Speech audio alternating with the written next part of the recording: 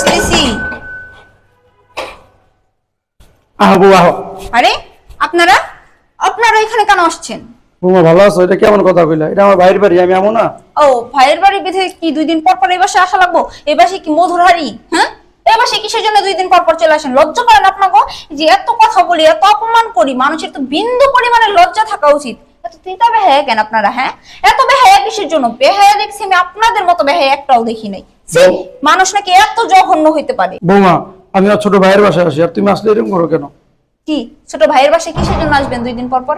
হ্যাঁ, 2 দিন পর পর কিসের জন্য আসবেন? কয় টাকা ইনকাম করে দেন? আসেন কি নেওয়ার জন্য আর খাওয়ার জন্য না? গাড়া মেরে মেরে খাইবেন তার জন্য আসেন?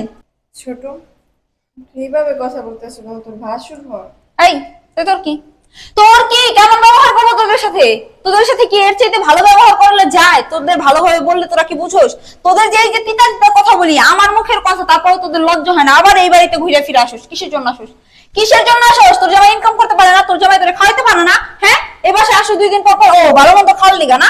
ভাইয়ের টাকা ধ্বংস করার জন্য আসোস না? বৌমা, তুমি অতিরিক্ত কথা কইতেছো। আমরা খাওয়ার জন্য আসি না, আমরা গ্রামে খাই না। আমার ভাইটা এখানে থাকে শহরে, তার জন্য মাঝে মাঝে দেখতে আসি।